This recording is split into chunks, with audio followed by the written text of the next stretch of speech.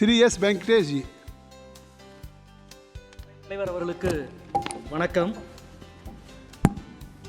18வது நாடாளுமன்ற தேர்தலில் பாசிச அரசியலுக்கு எதிராக வரலாற்று சிறப்பு மிக்க தீர்ப்பை வழங்கிய தமிழ்நாட்டு மக்களுக்கும் மதுரை நாடாளுமன்ற தொகுதி மக்களுக்கும் வாக்காளருக்கும் எனது அன்பான வணக்கத்தையும் நன்றியையும் முதலிலே தெரிவித்துக் கொள்கின்றேன். அவைத்தலைவர் அவர்களே, இந்த நாடாளுமன்ற தேர்தலின் தீர்ப்பை உள்வாங்கிக் கொண்டதாக இந்த அரசினுடைய உரை அமையவில்லை. குறிப்பாக சொல்வதாக இருந்தால், இந்த தீர்ப்பு ஆளுங்கட்சியினுடைய 64 எம்பிக்களினுடைய பதவியை பறித்திருக்கிறது. இன்னும் சொல்லப்போனால், உங்களது கார்ப்பரேட் நண்பர்கள் கட்டமைத்த எக்ஸிட் போல் கற்பனைகளை தகர்த்திருக்கிறது. இன்னும் சொல்லப்போனால், தெய்வ குழந்தை சொன்ன பல கதைகளை மக்கள் பொய்யென நிரூபித்திருக்கிறார்கள். இவ்வளவு நல்ல ஒரு தீர்ப்பை 18வது நாடாளுமன்றத்தில் மக்கள் வழங்கியிருக்கிறார்கள். அதைவிட முக்கியம், உங்கள் கைகளில் பெரும்பான்மையை கொடுத்தால் எங்கள் கைகளில் வாக்களிக்கும் உரிமை கூட இருக்காது என்ற அச்சத்தை இந்திய மக்கள் வெளிப்படுத்தியிருப்பதுதான் இந்த தேர்தலினுடைய தீர்ப்பு.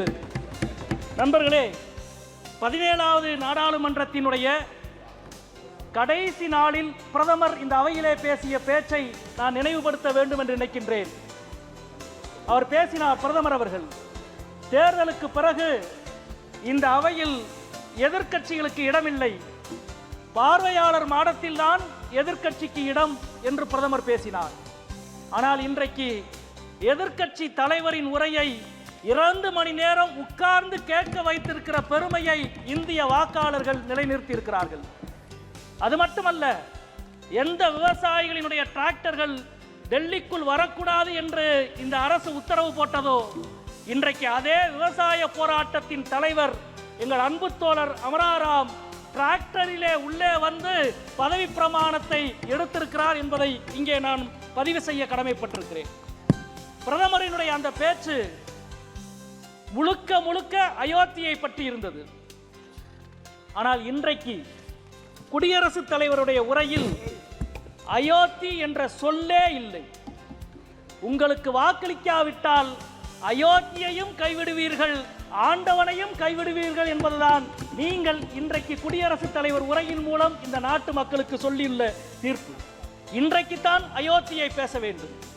ஒரு பொது தொகுதியில் பட்டியல் சமூகத்தை சார்ந்த ராம்தேவ் பிரசாத் என்ற நாடாளுமன்ற உறுப்பினரை, அவதேவ் பிரசாத் என்ற நாடாளுமன்ற உறுப்பினரை மக்கள் தேர்வு செய்திருக்கிறார்கள். எவ்வளவு அழகான ஒரு ஜனநாயகத்தின் தீர்ப்பு! கோவில்களை வாக்குச்சாவடியின் வாசலாக பாஜக பார்க்கிறது. கோவில்கள் வாக்குச்சாவடியின் வாசல் அல்ல, அது ஆன்மீகத்தின் உறைவிடம் என்பதை உங்களுக்கு அறைந்து சொல்லி இருக்கிறார்கள் அயோத்தி மக்கள். அது மட்டுமல்ல நண்பர்களே, நீங்கள் அயோத்தியினுடைய ராமர் உங்களை கைவிட்டார். வாரணாசியிலே காசி விஸ்வநாதர் முதல் 3 சுற்று உங்களை தவிக்க விட்டு விட்டார். தெய்வத்தின் குழந்தை என்று நீங்கள் சொன்னதை மனிதர்களான எங்களாலேயே தாங்கிக் கொள்ள முடியவில்லை, தெய்வங்களால் எப்படி தாங்கிக் கொள்ள முடியும்? எனவே தான் நீங்கள் ராமரை கைவிட்டு விட்டு விஸ்வநாதரிடம் போனீர்கள். விஸ்வநாதரை கைவிட்டு விட்டு இன்றைக்கு ஜெகநாதரிடம் போயிருக்கிறீர்கள். விரைவில் ஜெகநாதரும் உங்களுக்கு நல்ல அருளை பாவிப்பார். இங்கே அமைச்சர்கள் எல்லாம் பேசினார்கள்.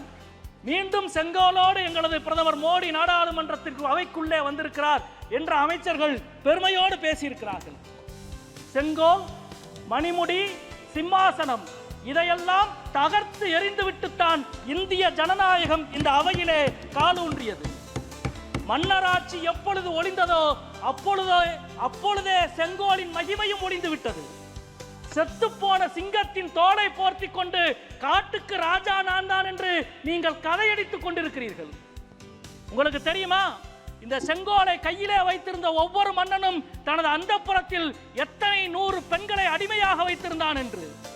இந்த செங்கோலை கொண்டு வந்து இந்த இடத்திலே வைத்ததன் மூலம் இந்த நாட்டு பெண்களுக்கு நீங்கள் என்ன சொல்ல விரும்புகிறீர்கள்? வேதனையாக இருக்கிறது. இந்த இடத்திலே நாங்கள் மீண்டும் பதிவு செய்ய விரும்புகிறோம். நாடாளுமன்றத்தினுடைய வாசலில், நாடாளுமன்றத்தின் நுழைவாசலில் தேசத்தந்தை காந்தியின் சிலை இருந்தது. நாடாளுமன்றத்தின் முன்புறம் அண்ணல் அம்பேத்கரின் சிலை இருந்தது. இன்றைக்கு அவைகளெல்லாம் காணவில்லை.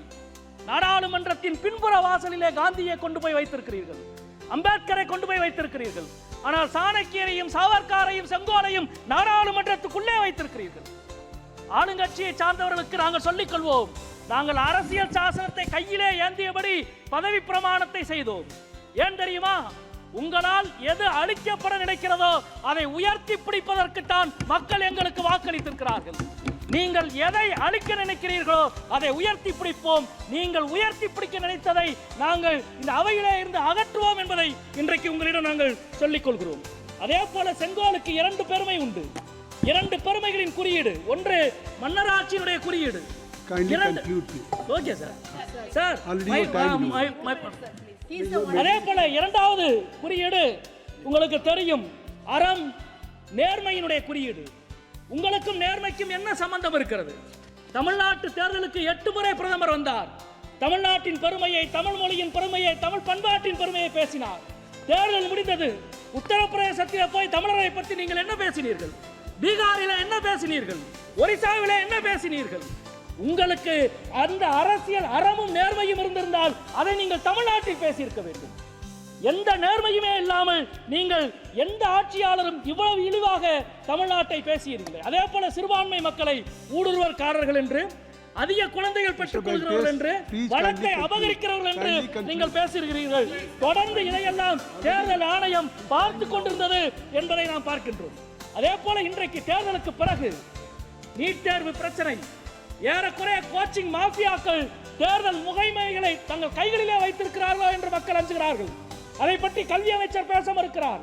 ரயில் விபத்தை பற்றி ரயில்வே அமைச்சர் பேச மறுக்கிறார். மணிப்பூர் வன்முறைகளை பற்றி உள்துறை அமைச்சர் பேச மறுக்கிறார். ஆனால் அதற்கு பதிலாக தேர்தலுக்கு பிறகு இந்தியாவின் பல இடங்களில் சிறுபான்மை மக்கள் மீதான தாக்குதல் கட்டவிழ்த்து விடப்படுகிறது. அதே போல பல இடங்களிலே எழுத்தாளர் அருந்ததி ராய் துவங்கி அரவிந்த் கெஜ்ரிவால் வரை அனைவரின் மீதுமான சட்ட நடவடிக்கை கட்டுப்படுத்தப்படுகிறது, மேலெடுக்கப்படுகிறது. இவைகள் நிறுத்தப்பட வேண்டும். இந்த தேர்தலில் இந்த தேர்தலின் மூலம் உங்களது சரிவு ஆரம்பமாகிவிட்டது. 63 இடங்களை மக்கள் பறித்தார்கள் என்பது மட்டுமல்ல, உங்கள் தோழமை கட்சிகளையே நீங்கள் மதிக்க பழகிவிட்டீர்கள். 12 எம்பிக்கள் கொண்ட என்டிஏவின் கட்சியை பிரதமர் எழுந்து நின்று வணக்கம் சொல்கிறார். அது இந்த நாட்டின் தலைப்பு செய்தியாக மாறுகிறது. எனவே உங்கள் சரிவு ஆரம்பமாகிவிட்டது. ஜனநாயகத்தின் குரல், சமூக நீதியின் குரல் தான் இந்தியாவின் குரல் என்பதை மக்கள் மீண்டும் மீண்டும் நிரூபிப்பார்கள் என்று சொல்லி முடிக்கிறேன். வணக்கம்.